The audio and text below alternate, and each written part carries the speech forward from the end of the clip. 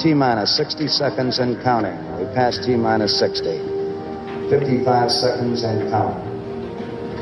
Neil Armstrong just reported back. It's been a real smooth countdown. We passed the 50-second mark. Power transfer is complete. We're on internal power with the launch vehicle at this time. 40 seconds away from the Apollo 11 liftoff. All the second stage tanks now pressurized. 35 seconds and counting. We are still go with Apollo 11. 30 seconds and counting. Astronauts report it feels good. T-minus 25 seconds. 20 seconds and counting. T-minus 15 seconds. Guidance is internal. 12, 11, 10, 9. Ignition sequence starts. 6, 5, 4, 3, 2, 1, 0. All engine running.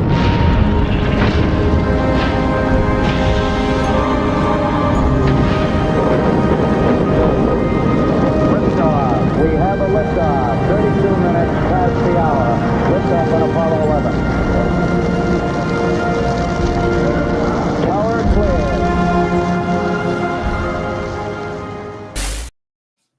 Well, hello and welcome to this edition. We're coming at you live from the bullpen. I'm James Roy, and as always with me is Tom Chavarria. Tom, how are you doing today? It's a rough time to be a Houston sports fan. Like, all our teams just decided, hey, we just don't want to win for y'all. Like back to back, all weekend long and into Monday. So, I mean, physically good, spiritually good. My sports teams, though, could be better. It was a tough weekend. And I feel like, we had some fans and some of the other Houston teams kind of pull their weight to push the Rockets through Game 7, and then the one wicket we were missing was literally just 4 points from Jalen Green, more than he got. And so, for those of you that aren't tracking wins, so we got those two. I'd have rather taken an Astros win if the Rockets weren't going to pull through, but it was an interesting game. And we've had out this discussion, and honestly, I was really close in the middle of this series to being like, man, this whole trade for a superstar, break up any of this is not the move. But I don't think they need to blow it up entirely, but I think the Rockets could afford to move on from some sort of player. And I don't think it's about I'm not huge on the bring in Kevin Durant train. I think if anything, and I said this before the series, right? I said, and we're going to do a little Houston sports talk before we get to the Texans. It's the offseason. Give us a break. I think that as much as some people may have been a little hard on Jalen Green, and I don't think that it's impossible for this team to move forward with Jalen Green.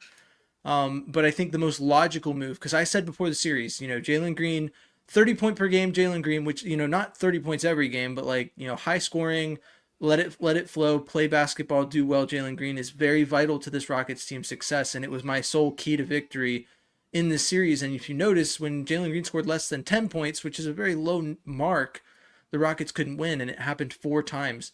It's reminiscent of vital playoff moment James Harden, and I'm a huge James Harden fan. Loved him being here. You're wearing Dynamo gear. He's been huge for the city of Houston, but at some point you have to look and you have to go, what is this Rockets team was a legitimate 2 seed. I stand by that. They went into the playoffs. They played some of the best basketball of any team this season. I think OKC is breathing a sigh of relief that the Rockets didn't make it out of the first round, because that was probably going to be their kryptonite. And so you have to look internally and you have to go, what's the quickest and easiest way to make this team a contender? And it is finding a true, consistent, big moment shooting guard that's not Jalen Green. And that's not going to be an easy pill for some people to swallow. But if you're really attached to this core 7, as people call it, that the Rockets have built, it's not going to be your favorite thing to hear that some of them might have to leave, but maybe it's Reed Shepherd. I don't know. Reed Shepherd apparently is viewed as an offensive Jesus to this team, according to reports. He's supposed to be the next coming of the savior for this team's offense. And if that's to be believed, then maybe you try and get something for Jalen Green, and you hope that Reed Shepherd steps up. But I don't know. How do you feel about it? So it's really interesting because there are a lot of parallels between the Houston Texans and the Houston Rockets. They're both really young teams, new coaches, a couple years in, and they're both on the upswing. I think while everybody's still sore and raw over this Game 7 loss because they did so much to get it to Game 7, the Houston Rockets are ahead of schedule. No one wants to think that way, much like the Houston Texans are ahead of schedule. No one wants to think that way. Everyone's like, nope, I've got a taste of it. I want the whole thing. And the interesting thing with Jalen Green, and it's going to be really interesting to see what they do this offseason, because it's now to the point where how fast do they want to go? And that's really what it amounts to. Jalen Green's incredibly young. They've got him on a relatively team-friendly deal right now. And, he might be easy to move. You might be trading away James Harden. I saw somebody on Twitter post, that there are very similar parallels to what James Harden was in OKC before he got traded out to Houston, and then what he became. So that's the guy you could be potentially trading this early in his career. And James didn't win anything in Houston. So for a lot of people, they don't want to hear that because James didn't win anything. I'm here for it.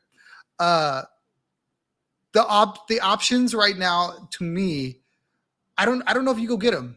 If it's Kevin Durant, look, I love Kevin Durant.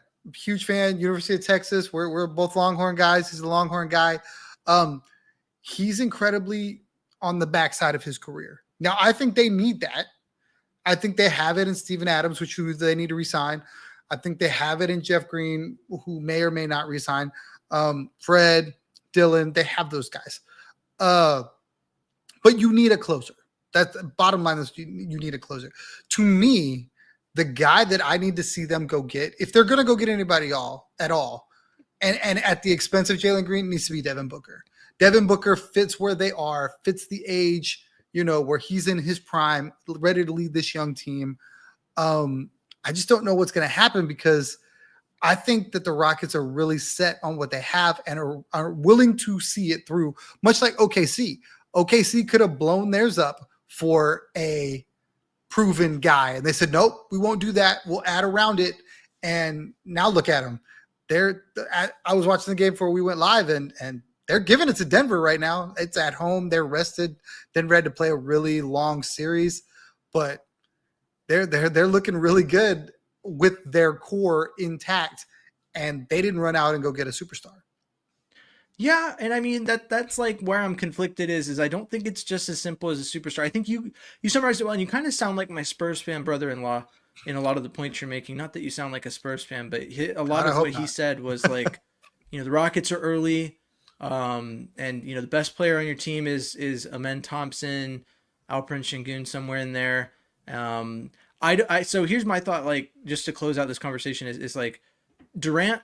I mean, if he can be had for nothing, it's worth having, but it's not worth giving up your young core to get him. I agree with you. Booker is what is vital. If you're moving Jalen Green, Booker has to be what's coming back.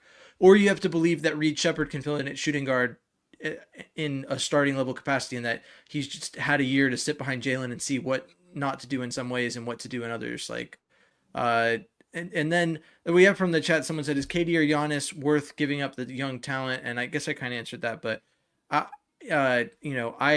don't think so. And then the same person also asked, is James Harden back to Houston possible? I don't know. Maybe. I mean, if he's still got something left in the tank. And once again, the vital thing to say on my end with these veteran additions is for basically nothing. Like, if you're giving up significant young pieces and high draft capital to get these guys, and I'm pretty sure Harden's a free agent after this season. I'm not fully sure on that. But if you're giving up too much monetarily, whatever, if you think Harden's worth whatever money he's worth in free agency, it's cool. But for a trade, I'm not a fan of giving up on the young core for significantly older players. So that's my thought on that. I really think that it just depends on who it is. Like, for me, Giannis is a really sexy pipe dream, but how does that fit? Like, the team is an elite defensive team that can't shoot. And what they need more than anything is perimeter scoring, so that you free up Alperen Şengün into the paint, so that they can't play a zone, so that they have to play you straight up. I think that's how the Warriors beat them. That's what happened. In Game 7. We're going to dare you. Shut them down in the paint. we're going to dare you to shoot, and they just don't have shooters outside of Jabari Smith Jr., who, for reasons unknown, did not get enough minutes to me. That was arguably one of your best shooters. I think when he was on the floor, his plus minus was great. You heard Draymond Green, if you watch the post game, rave about Jabari. Jabari needs to be in the starting lineup. I get that the numbers don't match, right? Jalen, you feel like you want him to be a starter. Fred is a starter. So where are you going to put him? Because Amen needs to be out there too. So to me, I think the fix, and it's going to ruffle feathers because Fred played so great down the stretch. Amen to the point, Jabari at the 3, and then you figure out 2 and 5 or 2 and 4. And the Rockets have a team option on Van Vliet, I'm pretty sure. I'm not sure if it means they can move on from him right now, but I've loved his veteran presence. But I do think there's a point where there's so much talent, and that young talent only benefits so much from veterans being on the court over that young talent before it's necessary to put him on. But long story short, Houston sports was a rough weekend for it. Thank God we have this awesome Texans draft class to fall back on, depending on who you ask. And if you ask Tom and I, pretty solid Texans draft class. So we'll get into that discussion right now. And now, if you keep up with us, last week we were on Houston Stressen's show. I believe it's Second Guessing with Stressen. I don't know if that's what he does for his show, and this Content Creator Spotlight was a different offshoot, but Houston Stressens does a podcast, and we were on some variation of it. So we had a lot of discussion in that about our views on the Texans in general and where the draft is at. But this is the bullpen, so I figured we'd take this week to do our draft recap. A little better late than never. And so let's get into it. Let's start with this trading out of the first round. What were your thoughts on it? It was something that I said I very heavily pushed that the Texans should do that. That's where the value was. What are your thoughts on the trade they made? Because I think we're both in that same boat, but the trade they made and the value they got out of it. It's what I wanted initially as well. I thought that was the way to go. Now, with the way the board fell to them, I didn't know if they were still going to do it, because there were guys that people were saying, hey, they're right here. Maybe you should trade up. And all I saw on social media was trade up, trade up. Nick, what are you doing? The guys that we want are coming to us, and I thought Nick did a great job of managing the board and really identifying, I think, the guys that he had identified all the time, and really just waited to find a way to get the guys he wanted. Yeah, and I mean, so I had heard from people leading up to it that the Texans were really into Matthew Golden, specifically D'Amico.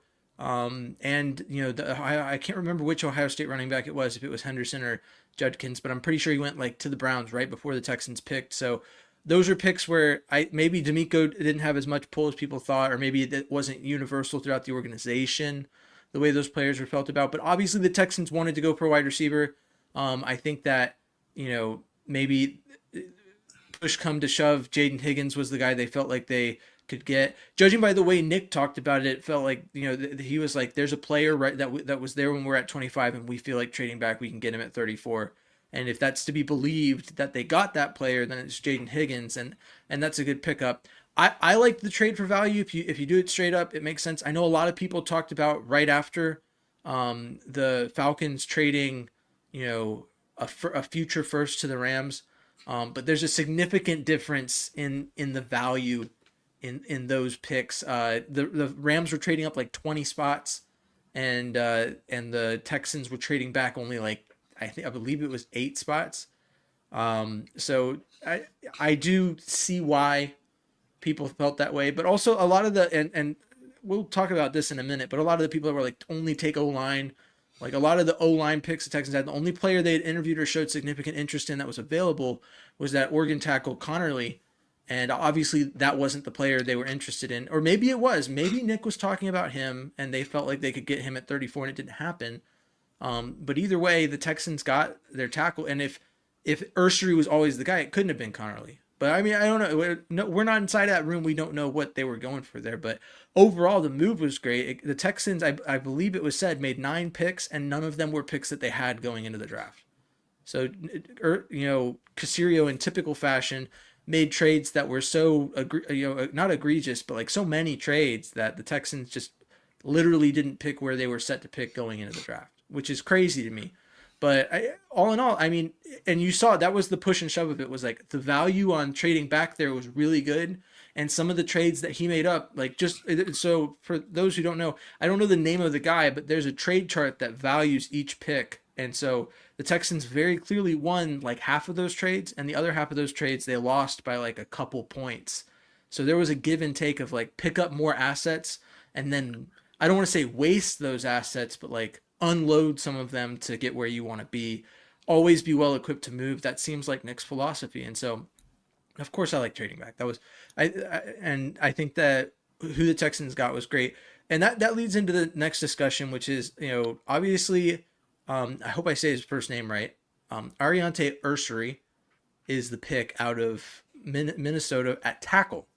Now, there are some people, and I view this as the same way, not in the same way as Donovan Jackson. Donovan Jackson was a guard who played a lot of tackle, but Ursary is a guy who's almost exclusively played tackle, but much like Kelvin Banks, is viewed as a potential guard prospect by some, not as many. There was more people pushing the Kelvin Banks moves into guard agenda leading into the draft than with Ursary. But it has been mentioned. Now, is that where they use him? There's a lot of people that say the Texans could go that route the first year if they want to get him play time due to the depth they have at tackle. But how do you feel about the fact that that's the only offensive lineman the Texans took? Ursary's the only guy, and the need was really deeper on the inside. Well, I mean, when you look at what they have on their roster currently, they have like, and I'm joking, but it feels like 87 offensive linemen. And I really think they're just all going to compete for 4 of the 5 spots, right? I mean, I don't think center is up for discussion, but both tackles. There's some people that tell you it is. I feel like both tackles, both guards are all right, may the best man win. D'Amico Ryans today, I forget what they had going on today. They were out and about, and somebody asked him about Ursary and what they thought he would be, and he said they drafted him to be a tackle. So that's the head coach saying, I think we're going to use him as tackle. Has that stopped them from moving guys inside? Absolutely not. Does that mean he won't move inside? Absolutely not. But I think early on, they're really going to try to fit, form, and function him as a tackle, which maybe makes, the line look just a little bit different if that's the case. Is him and Fisher fighting for a tackle spot? I mean, are we back to Titus Howard at guard, and that's just where it's going to be? I don't know. I think that to me, it's very clear, and there's some conflicting messages that are being sent between Nick and D'Amico, and it was bound to happen eventually, right? We've talked about how in sync they've been, but one of the reasons I mentioned guard was that, I think Nick Caserio very heavily implied that they'll use Ursary wherever, and then D'Amico comes out and says they intend to play him at tackle. With Titus Howard early in the offseason, they're like, Titus Howard is our left tackle after they traded Laramie Tunsil away. And then they sign, Cam Robinson, and they draft a tackle. So now it's like that room is so crowded that the only logical move, if you intend to start Titus Howard, which is not a discussion I think that is worth having, but it is something that comes up, which is that are the Texans intent on starting Titus Howard at left guard because they think he's the best option there, or do they legitimately say like, we're going to pay $13 million for Cam Robinson, but Titus Howard could be our guy, or do they not view Titus Howard as part of their long-term plans? I mean, there's a lot to unpack there, and not much to know about it until we hear them say something more recently. We don't have any up-to-date information on that because the last I remember hearing about it was, Titus Howard is our left tackle. And so if Titus Howard's your left tackle, then do you think Cam Robinson can play inside? Or do you just want to have a really expensive swing tackle because you saw what George Fant did for the team in 2023? And then you hit the nail on the head with the whole Blake Fisher thing. I mean, if there's a spot that Ursary is likely to crack the starting lineup on, if he's viewed as just a tackle, it's at right tackle. And there's people who are like, what about Trent Brown? I mean, realistically, Blake Fisher started games for the team last year. Trent Brown 5 years ago is easily the starter at right tackle for this Texans team, maybe even left tackle. But Blake Fisher, I think based off of his experience, and I don't want to say in the system, but just experience on the team, it gives him a leg up. But if you drafted Ursary because you like him better, they're both similar draft positions. You're not, in the past, the discussion has been, well, the Texans are pushing Shaq Mason to start right guard because they have more invested in him monetarily, or Titus Howard will be the right tackle because the Texans have a first round pick and a large contract invested in him instead of a second round pick. But right now, you're right tackle. You got Cam Robinson justified at left tackle as $13 million contract guy who's probably brought in to be a starter. And then, you look at right tackle and you go, well, Blake Fisher has experience, but him and Ursary are both second round picks. So you don't stand to lose significantly. If Ursary sits season, I don't think that's the worst thing in the world. Maybe you push him to start at right guard to get something out of him. I don't know. But the sentiment I'm getting from a lot of people is like, you spent a second round pick on Ursary, he has to start. And I'm just not in that boat. I mean, the Texans literally just last season had no intentions of starting Blake Fisher, picked him up as a swing tackle in the second round, and look where we're at right now. So I agree with Brent Dismuke is in the chat. I'll put the comment up, but it kind of feels like, and where I draw this conclusion is this: Titus Howard and Laramie Tunsil were tight. And if you believe that the problem outside of scheme was culture, one of the only remaining ties you have to, one, to the Bill O'Brien era, but two, to Laramie Tunsil and that culture that exists in the offensive line room is Titus Howard. So do you think that his skill overcomes what detriment he could be in the locker room, or in the locker room? I mean, that's a conversation that has largely happened on social media. There's no confirmation that anyone in the locker room views Titus Howard as a locker room cancer, or that his attitude is in any way a problem. But that is a discussion that comes up when you start stacking tackles like that. It's one thing to like competition, but if you're certain that Titus Howard is a starter at left tackle, you don't add Cam Robinson. You draft Ursary, you have Blake Fisher, Ursary, and then you sign Trent Brown as a cheap swing tackle potentially, and you say the room is good. Unless there's some outs in this Cam Robinson deal that I don't know about, but as far as I know, that's starting tackle money, and at some place in the NFL. So, in general, I feel like the Texans, could they have added a guard in later rounds? Sure. Would that guy have just been competing? Like at this point, with as many people as are in that room, it's not about him competing for a starting job. It's about him competing not only for the starting job, but for a roster spot at that point, because you have so many people in that room. Are you really attached to a 5th round pick at guard? And sure, I would have liked to seen them go earlier there, but I mean, what do you make of them not drafting a guard in this draft? I mean, I really think that they feel like all these bodies, they can figure out a way to make them work. Brent points to health with Titus. I agree with that. I think that those guys, we've seen it, whether it was Laramie or Titus or both, had, difficulty making it through an entire season. So having more than enough in case somebody goes down probably doesn't hurt. The big thing with the Cam Robinson money that for me, it's not as important, was a 1-year deal. So I don't understand the logic where everybody's like, well, he's got to be the guy. He could be this year, and that could be the one and done.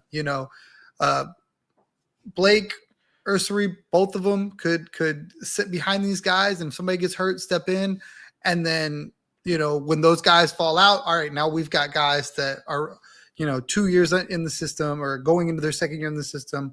We can let Cam Robinson go. Thanks for all your help, mentoring the young guys and getting them ready to replace you. So I could totally see that scenario. Same thing with Titus Howard. These guys could be replacing Titus Howard, and that'll be like, okay, next year we draft a guy, we trade Titus out or whatever, or however it goes, and then you fill it that way, because I feel like these are moves that are like eventually going to benefit the Texans being young and saving money in the cap to spend on Will Anderson Jr. and CJ Stroud and whoever else. Yeah, and I guess it's ignorance on my part. Like, I should probably do a little more research on Cam Robinson's contract. Like, 13 mil is a large number, but I mean, if it's written the right way, it could be a contract that's moved on from. It could be that maybe the Texans are comfortable paying that much for a guy who is depth. But I mean, it just stands out to me as a reason that maybe they view him as a starter at the very least. I think he's got a leg up in that competition. We have a comment in the chat says, who is the new O-line coach? The new O-line coach is Cole Popovich. He was the assistant O-line coach. Just some background. Maybe some people don't know. I don't know. Very prominent O-line coach, coached with the Patriots. Very well respected in the league. During the COVID years, had some issues due to vaccine mandates and the like. That kind of set him back a little bit. But he's kind of been working his way back. This assistant O-line gig. He was in charge of the Texans' run game, so due to the lack of communication up and down is what's been reported. It's believed that he did really well managing the run game, and maybe his input wasn't being taken very seriously in other matters, or wasn't being taken at all. And so I think there's reason to be excited, or at least cautiously optimistic, with Cole Popovich. And I think and I've spoken to this before, but when you look at the way this Texans offensive staff has shaped up, you can probably pin a lot of the issues on the previous O-line coach and the previous offensive coordinator, and maybe pin it on scheme, which is also, to answer my own question from earlier, probably a reason why the Texans didn't look to add too much outside of Ursary in this draft, is that they think that they have enough guys with potential in the room, and enough talent that they don't really need to add talent. They fix the problem by changing out scheme and the like. So depending on who you ask, it makes perfect sense. Tom and I are in the school of thought that it was mostly schematic.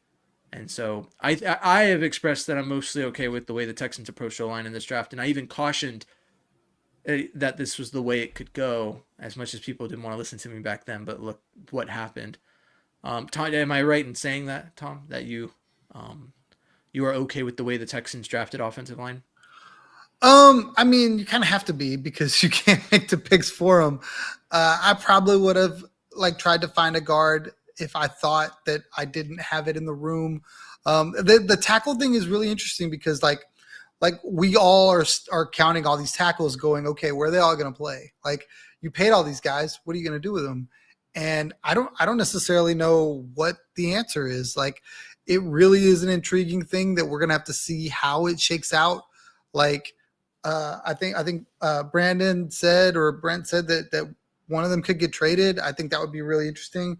You could turn around and move Cam Robinson. You could turn around and move, Titus Howard. If one of these guys just absolutely blows the doors off of training camp and just looks amazing, I think, there's a scenario where they just carry a bunch of tackles, and it's just, okay, if we need them, we use them. If we have to swing them, we swing them, however it works. Like, I just want the depth. I can't afford to go into a situation where I've got a practice squad guy that no one's ever heard of protecting my most valuable resource. I need as much good quality depth as I can have, and whoever's the starter is the starter. Yeah, I mean, they're trying to find who's best. It fits the narrative of competition, and some people will say, like you said, this is about protecting the Texans' most valuable asset, which is C.J. Stroud. Some people will look and be like, the Texans didn't do enough because of the quality of additions, but don't say the Texans didn't do anything, because they made plenty of additions in an effort to protect C.J. Stroud. It's just a matter of I've made this comparison, the way that they've been able to draw a lot of production out of journeyman guys that aren't necessarily superstars on the interior defensive line on 1 and 2 year contracts, which Nick basically doubled down on this past week, being like, it's about 1 and 2 year deals and getting the best out of those guys. And so, I mean, and that's, I think that'll mirror their offensive coordinator situation, which is, 1, 2, maybe even 3 year deals. And then watching a guy who, if he does well, will leave in that time frame. And even if he doesn't, he'll probably be gone. It's just the way that you should look at interior defensive line. And then hopefully that's the way we'll be looking at the Texans interior offensive line, is guys that are solid, but just don't stay with the team for a very long time, if that's what they're going for. And then, of course, Nick would be a genius for that. But I guess we'll touch really the only discussion point for me for the rest of the draft that we should probably have a discussion about is outside. So, 2 wide receivers, tackle, running back. The Texans added some talent Quarterback later in the draft, third round and later. After the Jalen Noel pick. What is your favorite pick, and what did you think overall of the Texans' approach to the later rounds of the draft? I know it seems like a cop-out. It seems easy, but it's the running back, the USC running back. I feel like for me, it is a cop-out. I'll tell you that right now. For me, I was surprised. I didn't think they needed a running back. I thought, they had a bunch of running backs in last season that, looked good. British Brooks was a guy that I think a lot of people liked. He kind of shined in training camp. That got hurt, and I can't remember if they signed him to like a futures contract or whatever. There was another running back they drafted last year, kind of similar scenario, and now we have this other guy. Now he's a pass catching guy. He screams Dare's replacement, but Dare's still on this roster, so it's going to be really weird to see what they do and how they do it. But I like the makeup. I think you need those guys that can be dual threat, that can run the rock and catch it, and the league is I think shifting to that. More and more you're going to see that from your running back position, as opposed to just the old, I'm here just to bruise guys. I can't catch. That's what I'm doing. So I'll be interested to see how far the climb is for Woody Marks and what happens. Like, is this something where now they're making phone calls? If like a team loses a running back in training camp, they're like, hey, we've got this guy, he's shown that he can do it at the pro level. He's our number 2. We don't want to let him go. We like him, but for the right draft capital, we'll let you have him. Yeah, I really like the Woody Marks pick. And I think I don't know if it's weird because like for usage, his direct competition is as you said, Dario Gumbawale, in terms of being the third down back, pass blocker who can catch out of the backfield, that kind of thing. And that's most of what I would expect him to be used for. And I would expect him to make the roster based off of draft position. If we're going based off last year, he was drafted in a position that the Texans view him as a guy who will be on the roster this year. That being said, I agree with you. Dameon Pierce is the first name I look to it with that, because I don't think they move on from Dare. Dare has special teams use. They brought in Jalen Knowles, so Dameon Pierce as a kick returner gains a little less significance. Granted, I think that Jalen Knowles mostly worked as a punt returner, but it has to translate in some way, I would think, based off of how many people do both. So I do agree with you. I like that pick a lot. If I'm going one, I go to the back of the draft, last pick, tight end. Mainly this reason alone, which is Luke Lachey is an Iowa tight end. Iowa tight ends do really well in the NFL. You got an Iowa tight end in the 7th round. Worst case, doesn't make the roster. Best case, he's the next George Kittle. Like, I mean, it's tough to argue with that selection, in my opinion. And I hadn't even looked at the guy's draft profile. There was other guys that I saw, and when I looked at what the Texans should get in a tight end, I'm looking for a guy who's not even expected to catch a pass in his career, who's just going out there as the second tight end in a run formation, or goes out there when you want to run the rock.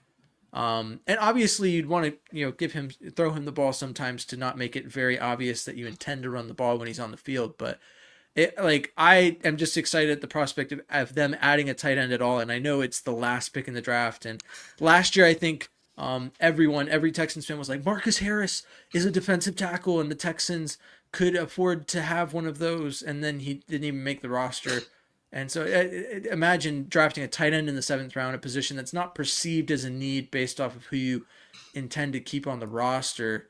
I have even lower hopes that he makes it, but I mean, I hope he does. And to address some questions in the chat about this particular topic, we'll go down the line. Peyton said the cornerback pick was interesting. I agree with you on that. And brief sidebar, someone before said the Texans have 2 paths: draft offensive line like the Cowboys, or load up on weapons like the Bengals. The Bengals have been to the Super Bowl. The Cowboys have not. Is there logic? I mean, I buy it to some extent. Maybe we can talk about that in a minute. Someone asked, and we kind of talked about this, but let's talk about it briefly.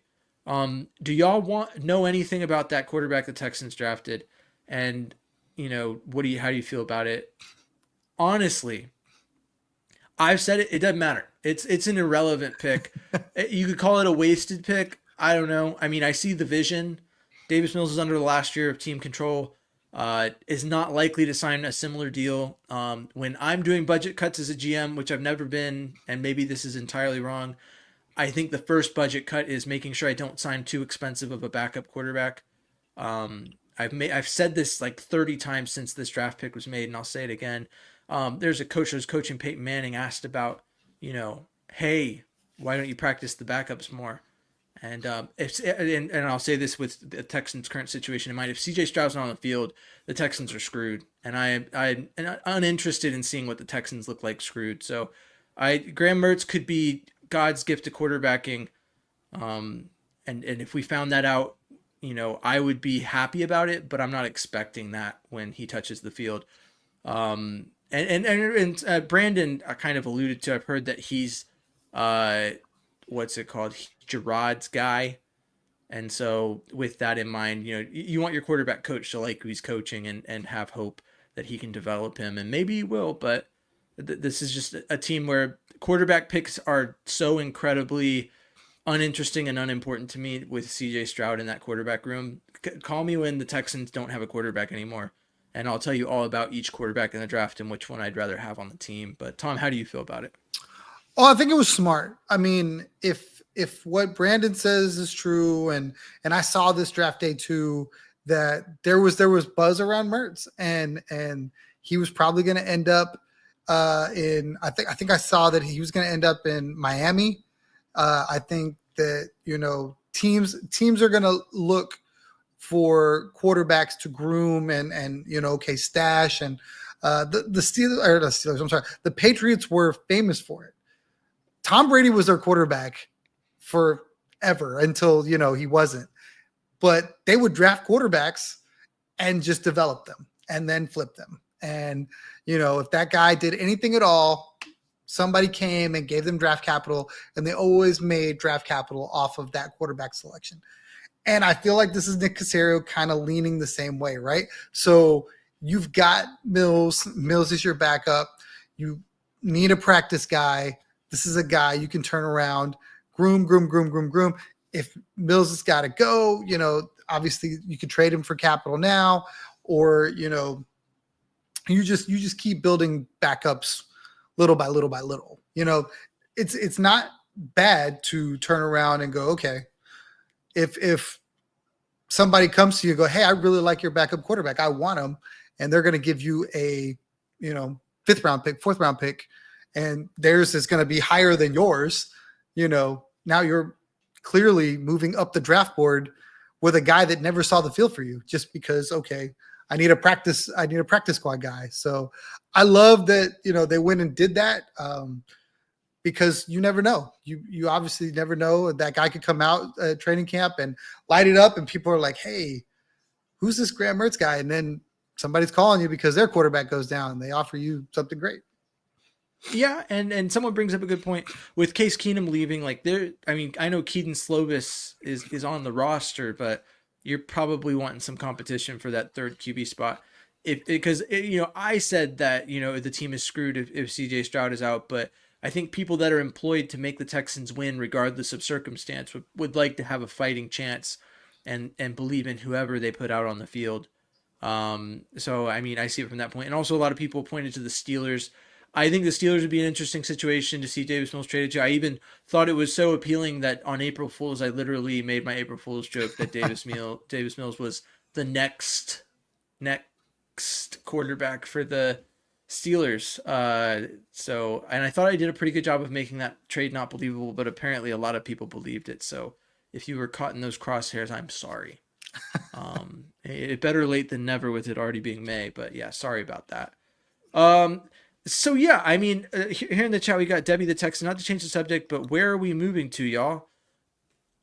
Are we talking about the Texans or are we talking about me? I am in the process of moving, but I would not like to disclose the specific location. I think Debbie's talking about stadiums because that's a hot button topic today.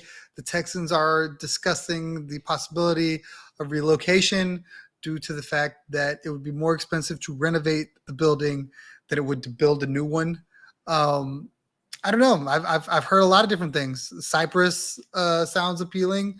I've heard that they want to stay in the greater Houston area. What that means, I don't know. Wait, so they confirmed that they want to move out of NRG? They said they would be open to it. That was in today's. Yeah, that was, I don't know. That was a while ago. No, it was today.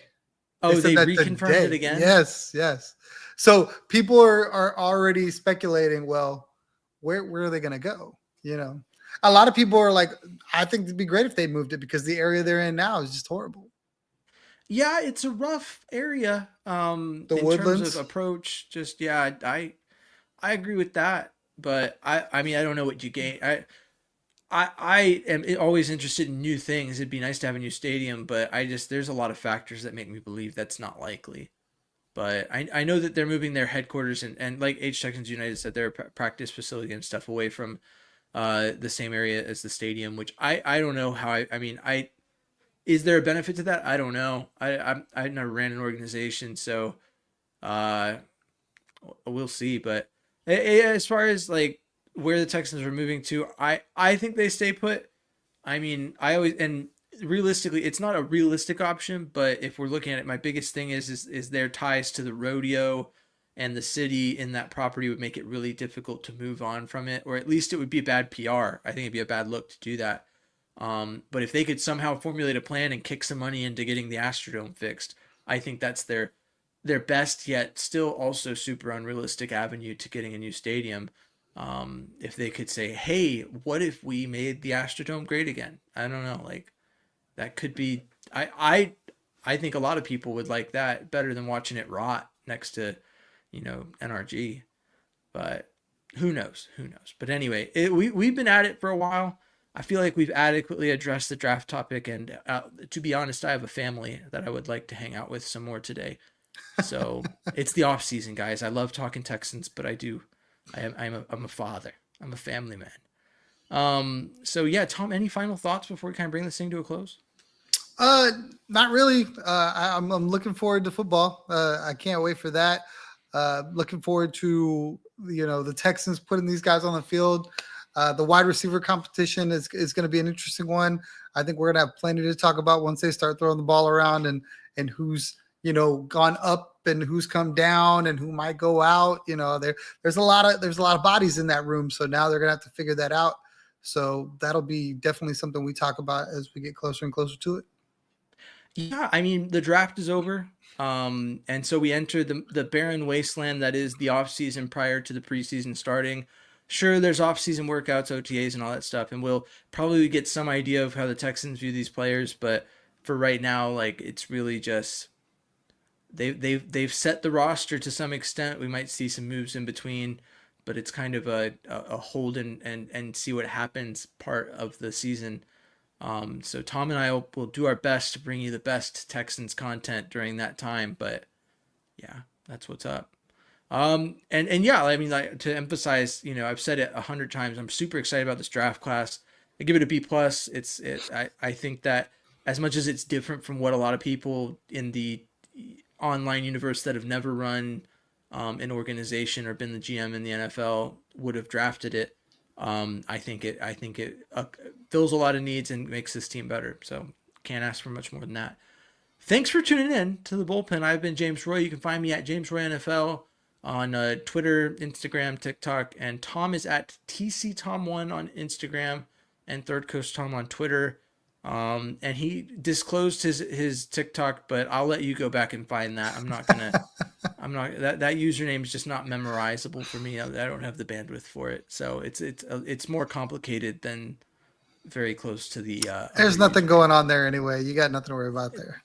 He's one of those people who has an account so he can watch TikToks. He doesn't like produce. You know why? You know why I have it? Because people send me them, and the best way to watch them is to open the stupid app, as opposed to trying to go around the other way.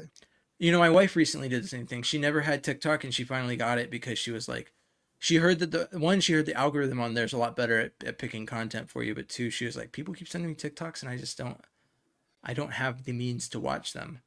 So yeah. That's where you can find us. If you like Texans content, we try and go every Monday. Might be switching that up soon. We'll see. Like I said earlier, I'm moving. My commute will get a lot shorter, so maybe we can start changing up the date. But we hadn't really discussed that, so that's the first Tom's hearing about it. There you go, Tom. Stay tuned. Stay tuned. But yeah, as always, thanks for tuning in. Thanks for listening to us talk Texans. We'll be here for now on Mondays, so make sure that you're tuning in and joining the chat. We loved seeing y'all in the comments. It really helps us out. And so yeah, as always, stay classy, Houston, and vamos Texans.